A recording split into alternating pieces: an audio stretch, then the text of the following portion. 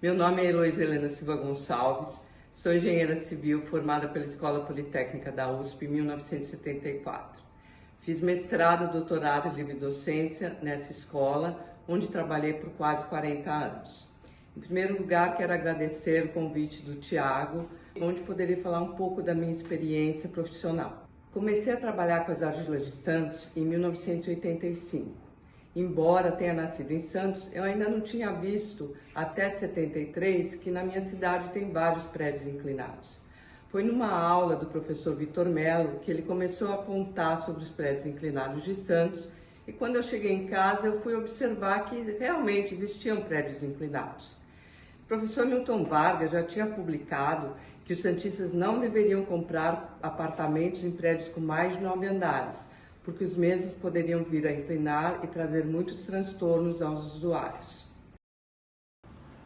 No início do século passado, tiveram início as grandes obras unindo a capital do estado ao Porto de Santos. Foi nessa época também que o engenheiro Saturnino de Brito idealizou e construiu as obras de drenagem da cidade de Santos. O primeiro esquema do subsolo de Santos foi traçado pelo professor Milton Vargas e é o que está apresentado nessa figura. Até 1952, haviam poucos prédios construídos na orla da praia. Entre 1960 e 1975, foram construídos a maioria dos prédios que hoje existem na orla.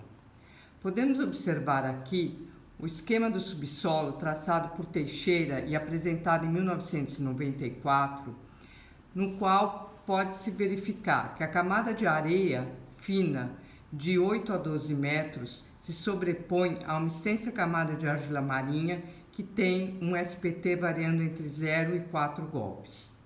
As fundações dos prédios construídos na década de 60 eram em sapatas apoiadas a 1,5 m, 2 metros de profundidade e travadas por vigas de rigidez com 1,5 m de altura e 50 centímetros de largura.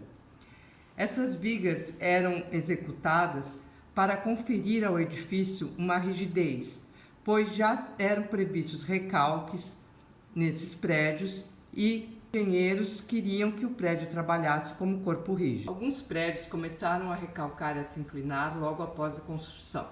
Os recalques calculados e observados eram da faixa de 50 a 70 centímetros.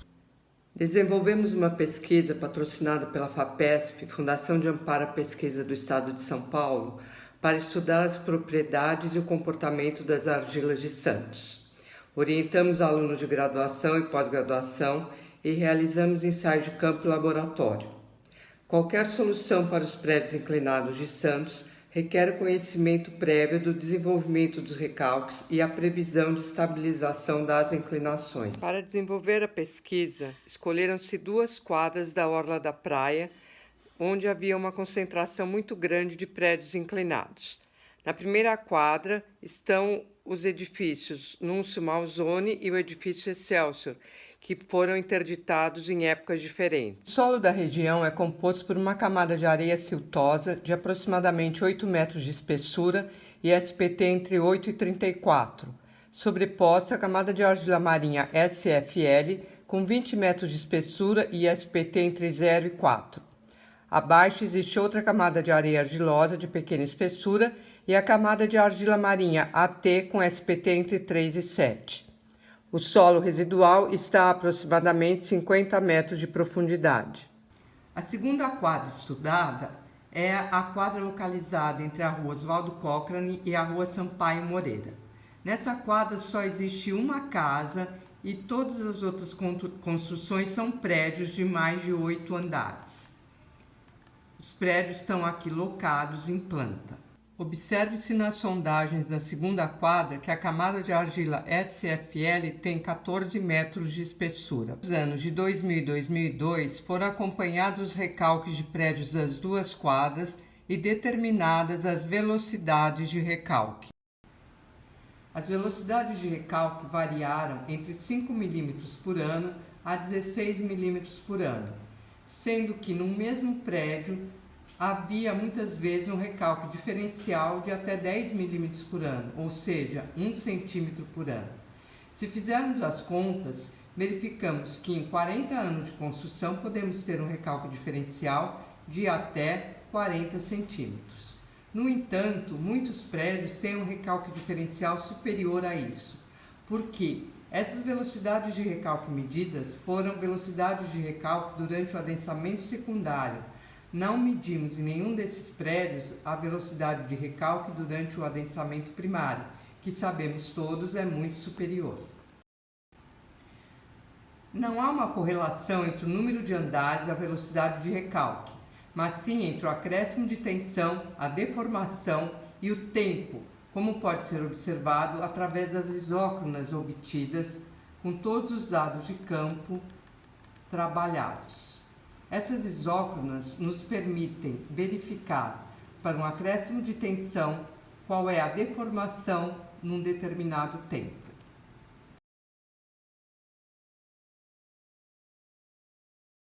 O bloco A do condomínio Núncio Malzone foi interditado em 1995 pela Prefeitura de Santos. Ele estava com 2,2 graus de desaprumo inclinado para o lado esquerdo em direção ao condomínio Jardim Europa e para trás em direção ao bloco B. O bloco A, com 55 metros de altura e 17 andares, mede 10,5 metros de frente por 24 metros de fundo.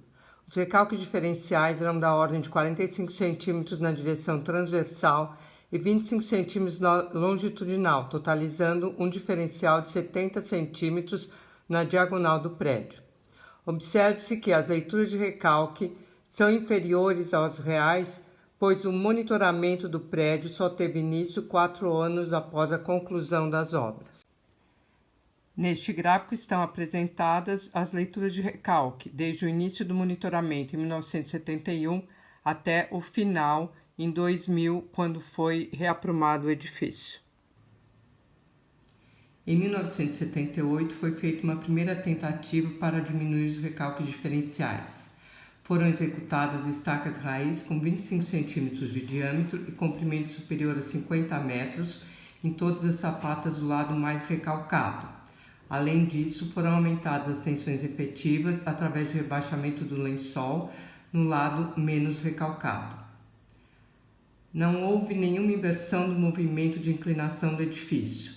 Pode-se observar, através das curvas de recalque, uma diminuição nas velocidades, logo após a execução do primeiro reforço.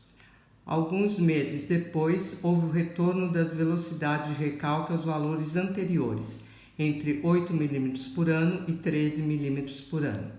Um prédio inclinado, mesmo que não apresente trincas, pode ter sua estrutura comprometida porque a distribuição de forças para as quais as estruturas foram previstas e dimensionadas é modificada à medida que o prédio se inclina. Foi feita uma verificação da segurança estrutural do edifício Núncio Malzone, considerando as velocidades de recalque que permaneciam constantes há mais de 20 anos, e o prédio foi levado ao colapso, observando-se que o colapso ocorreria em 8 anos. Essa verificação foi feita utilizando um programa que foi elaborado pelo professor Paulo de Matos Pimenta. Com essa verificação concluída, pôde-se pensar no projeto de reaprumo do edifício. Os condicionantes para a escolha da solução foram tempo limitado, histórico de soluções anteriores utilizadas em Santos sem sucesso, desconhecimento da duração e intensidade dos recalques que ainda estavam por ocorrer. As soluções apresentadas foram reforçar os elementos estruturais que haviam sido comprometidos devido à inclinação do edifício, reforçar os elementos estruturais e executar uma subfundação de tal modo que o prédio parasse de recalcar, executar a subfundação, estrutura de transição e fazer o prédio voltar ao prumo, ou demolir o prédio e construir um outro. Os proprietários optaram pela terceira alternativa. Embora as duas primeiras custassem cerca de 30% a 40% da alternativa escolhida, a terceira alternativa podia valorizar os apartamentos. Os pilares foram incorporados a 7 vigas de transição, tipo virandel, que se apoiaram nas fundações profundas executadas nos 2 lados do prédio. Entre as vigas de Virandel e as novas fundações foram colocados macacos hidráulicos. As vigas Virandel foram concebidas de modo a manter a circulação com um pé direito de 2,5 metros. Como os pilares do prédio não estavam alinhados em uma mesma seção transversal, alguns pilares foram incorporados nas vigas principais e outros foram incorporados em vigas secundárias longitudinais de 1,30 m de altura e que se apoiavam no banzo superior das vigas principais. Para a escolha das novas fundações foram considerados os seguintes condicionantes: cargas elevadas transferidas pelas vigas de transição, alcançando 70 mil kN. O subsolo da região, formado por camadas alternadas de areia e argila mole até grandes profundidades, até 55 metros de profundidade, a partir de onde começa o solo de alteração. Falta de espaço para equipamento, principalmente do lado esquerdo do edifício, para o qual o mesmo estava inclinado. Deve-se lembrar que as hastes dos equipamentos atingem grandes alturas e a inclinação do prédio limitava a distância mínima entre o equipamento e a lateral esquerda do edifício. A impossibilidade de vibração durante a execução das fundações. Foram escolhidas como novas fundações estacas escavadas com a utilização de lama bentonítica e diâmetro variável entre 1 metro e 1,80 m. Seriam executados 14 estacões, um em cada extremidade das 7 vigas transversais. Para executar os estacões, foram utilizadas camisas metálicas com 6 metros de comprimento no lado direito e 12 metros no lado esquerdo. A utilização das camisas não é usual para esse tipo de estaca, para o qual normalmente são utilizados apenas guias. Porém, nesse caso, o uso de camisas serviu para garantir que durante a escavação não houvesse desmoronamento da camada de areia sobre as sapatas existentes, já que essas estavam muito próximas das estacas a serem executadas, e qualquer perda de material poderia provocar um desconfinamento das sapatas.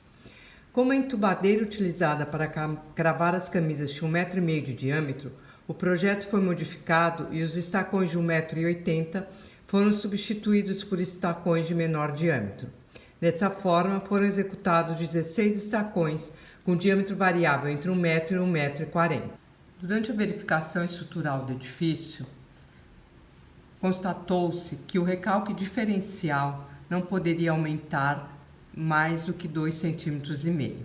E por isso todas as etapas de obra foram acompanhadas por uma instrumentação adequada. Nesse slide vemos em planta os estacões e as datas nas quais eles foram construídos. A execução dos estacões foi feita toda durante um mês. E os estacões foram feitos de forma alternada para não aumentar o recalque diferencial. Os recalques ocorridos durante a execução dos estacões estão apresentados aqui. As vigas Virandel também foram executadas de forma alternada. Aqui nós temos uma fotografia da viga Virandel e os recalques ocorridos durante a execução das vigas Virandel estão apresentados nesse gráfico. Após a execução das vigas e a colocação do prédio nos macacos, foi feita a escavação e as sapatas ficaram suspensas. O prédio ficou inteirinho sobre os macacos. Neste quadro estão apresentados os acréscimos de recalques ocorridos nos pilares externos em cada uma das etapas de construção dos novos elementos estruturais, e neste outro o acréscimo dos recalques diferenciais. Observe-se que o máximo recalque diferencial foi de 13,22 milímetros, inferior ao que poderia ter ocorrido, que era de 2,5 centímetros. Dessa forma, pudemos partir para outra etapa, que foi a etapa de macaqueamento. Nesse slide, pode-se observar o técnico fazendo as leituras embaixo do bloco. Aqui tem-se a visão do macaco instalado sempre entre dois pilaretes, porque o curso do macaco era limitado de 5 a 15 centímetros. E como alguns pilares tiveram que subir 85 centímetros, iam sendo colocados calços nos macacos e nos pilaretes, de forma que quando se atingia o curso máximo de cada macaco, se descia o macaco e começava a se colocar novos calços. Foto do macaco já em fase de macaqueamento e vários calços colocados. Durante o macaqueamento, as estacas sofreram um leve recalque, que foi inferior a 6,5 mm. Pode-se afirmar que elas sofreram uma prova de carga. É importante lembrar que durante toda a obra e o macaqueamento, os moradores permaneceram em suas residências. Nesse slide estão apresentados os deslocamentos dos pontos das vigas Virandel do lado esquerdo do edifício em função dos dias.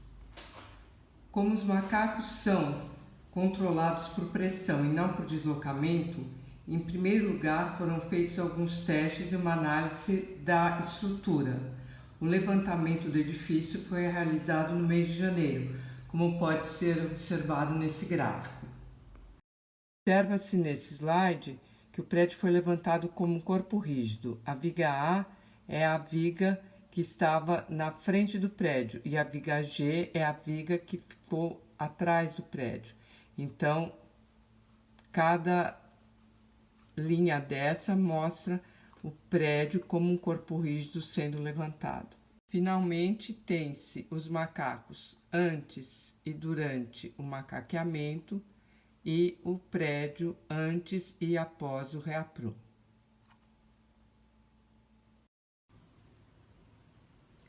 As novas fundações do Bloco B foram em estaca raiz por falta de espaço e foram executadas na mesma época que as do Bloco A.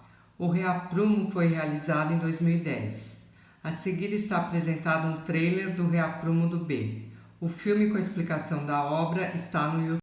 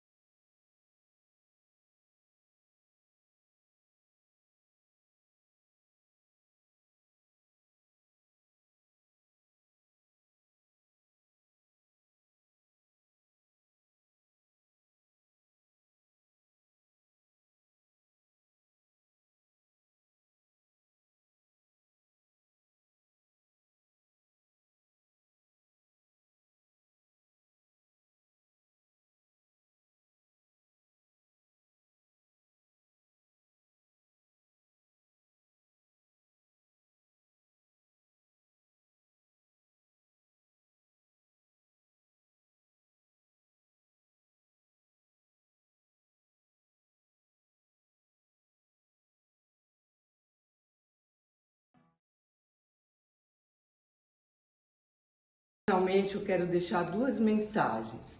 A primeira para os meus alunos, para os meus colegas. Não arrisquem. Nós não temos o direito de arriscar nem a vida, nem o bem-estar das pessoas que vão ocupar os imóveis e as estruturas que nós projetamos. A segunda, para os síndicos e moradores dos prédios inclinados. Não economizem nos laudos, na verificação das estruturas, para saber se os prédios de vocês estão correndo algum risco. Não adianta maquiagem, não adianta mudar a pastilha, pintar, limpar, se a estrutura não tiver de acordo com as normas de segurança. Verifiquem a estrutura, isso é muito importante. A vida de vocês, dos seus filhos, pode estar em risco. Não é um risco imediato, dá tempo de resolver. Não deixe para depois. E muito obrigada pela oportunidade de estarmos juntos.